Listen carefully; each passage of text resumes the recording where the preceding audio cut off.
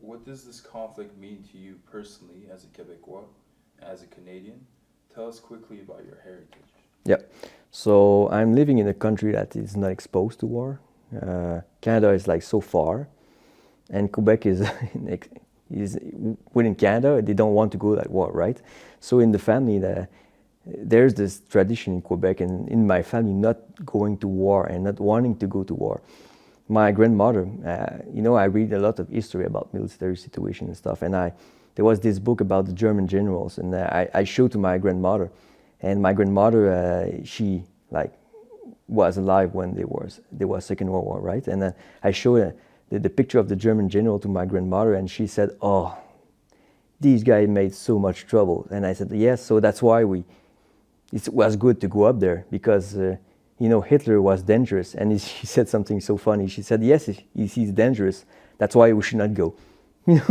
He's dangerous, so don't go where it's dangerous, right? It makes sense." But in my family, there was, there was this guy. I think it was the uncle of my grandmother. I think something like that. He hid in a school. I say that anyway. He hid in a school, but. And the MPs were looking for him. So I always joking about I have to compensate for this, for these people, for my family not going to war. And now I'm going like every war pretty much that happens. The big wars that happens in my life: Afghanistan, Kurdistan, now Ukraine. So I make a bit of joke about it. But what's curious about this war is that when I went to, let's say, Afghanistan and Kurdistan, a lot of people were not agreeing. Many people were not agreeing. A lot of people were agreeing, but lots of critics, and it's good. We are in democracy, but now I feel that pretty much everybody agrees that we have to do something. And even my family says that, okay, it's necessary.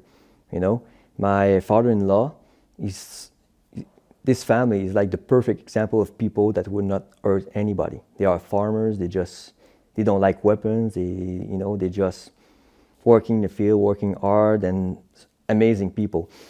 And even then, my father-in-law said, "Okay, I know the solution. We should like put a bullet in the head of Putin." Even he is saying such things. He's from Quebec, from Canada. I think it's the place more remote from wars. Quebec, we are surrounded by oceans, like lots of water, and we have the Americans in the south, so nobody would invade such place. It doesn't make sense. So it's like the best place to avoid war, and yet I'm going to every war pretty much.